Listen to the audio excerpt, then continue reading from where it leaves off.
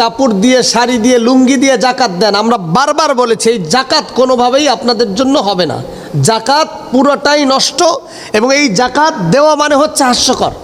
ইসলামী শরিয়াতে ধনীদের কাছ থেকে নাও, গরিবদেরকে জাকাত দাও। এই যে সংবিধান প্রণয়ন আল্লাহ সুবহানাহু ওয়া তাআলা বান্দার জন্য করেছে, আল্লাহ তাআলা যে আতাউ জাকাতের কথা বলেছে, যেই জাকাত আদায়ের কথা বলেছে, আজকে আমরা দেখতে পাচ্ছি জাকাতের নামে তামাশা শুরু হয়েছে।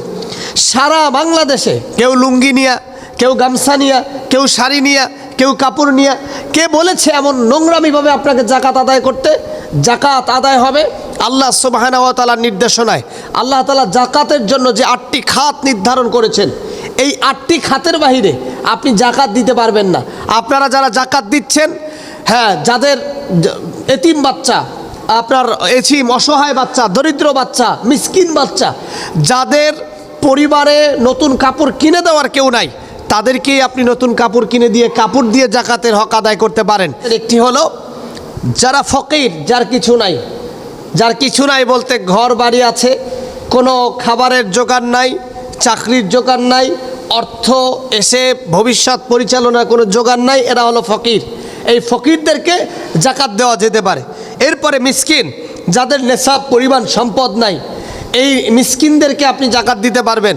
অর্থাৎ যেই সম্পদ থাকলে সে আগামী দিন চলতে পারবে, যেই সম্পদের মাধ্যমে তার আগামী দিনের খাবারের ব্যবস্থা হবে, এর পরিমাণ সম্পদ যার নাই, তাকে আপনি জাকাত দিতে পারবেন। এরপরে জাকাত আদায়ের নিযুক্ত কর্মচারী, অর্থাৎ যেই সকল কর্মচারীরা আদায় করে, তাদেরকে আপনি কিছু অর্থ জাকাত থেকে দিতে পারবেন। এরপরে যারা এতিম, অর্থাৎ বাবা নাই অথবা মা নাই, বিশেষ করে বাবা নাই যাদের, এই এতিমদেরকে জাকাত দেওয়া যেতে পারে, এবং তারা এই জাকাত প্রাপ্ত হকদারদের একজন। আর আছে নও মুসলিম, অর্থাৎ আপনারা জানেন যে অন্য ধর্ম থেকে যখন ধর্মান্তরিত হয়ে ইসলাম ধর্মে প্রবেশ করে এই নবমুসলিম, তাদের কিন্তু অর্থ থাকে না, তাদের কিন্তু অবস্থান অন্যরকম হয়ে যায়।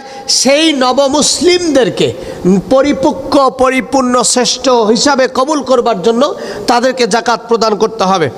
এবং কৃতদাস, অর্থাৎ কৃতদাস যারা দাসী হিসাবে কাজ করে, আগের জমানায় সৌদি আরবে এই কৃতদাসের সিস্টেম ছিল, সেটা আমার বাংলাদেশে নেই, কিন্তু যারা কৃতদাস এদেরকেও আপনি জাকাত দিতে পারবেন। এরপরে ধনী সম্পদশালী ব্যক্তি, যার সম্পদের তুলনায় ঋণ বেশি, অর্থাৎ এমন ধনী ব্যক্তি সে যা সম্পদ কামাই করছে এর থেকে তার আবার ঋণ বেশি, তার সম্পদ বিক্রি করলে তার ঋণ পরিশোধ হবে না, এমন ব্যক্তিকে আপনি টাকা দিয়ে, জাকাতের টাকা দিয়ে তার ঋণ পরিশোধ করে দিতে পারেন। এইটা জাকাতের একটা অন্যতম চরিত্র এবং সৌন্দর্য। এবং সর্বশেষ জাকাত হলো স্বাধীন দেশ হলেও যে দেশে ধনীরা বিদেশে, অর্থাৎ আল্লাহর পথে মানে জিহাদে যে সকল ব্যক্তিরা লিপ্ত, অর্থাৎ এই দেশ থেকে অন্য দেশে গিয়ে আল্লাহর পথে জিহাদ করছে, সে ধনী, তার দেশে অনেক সম্পদ আছে, কিন্তু ওই দেশে তার কোনো অর্থ নাই, তাকেও আপনি জাকাত দিয়ে সহযোগিতা করতে পারেন। এমন 8 শ্রেণীর মানুষকেই আপনি জাকাত দিতে পারবেন। এর বাহিরে ডাইনেভাবে জাকাত দেওয়া ইসলামী শরিয়াত, আর এদেরকে সরাসরি অর্থ কিংবা সম্পদ দেওয়াই হচ্ছে ইসলামী শরিয়াতের সুন্নাহ।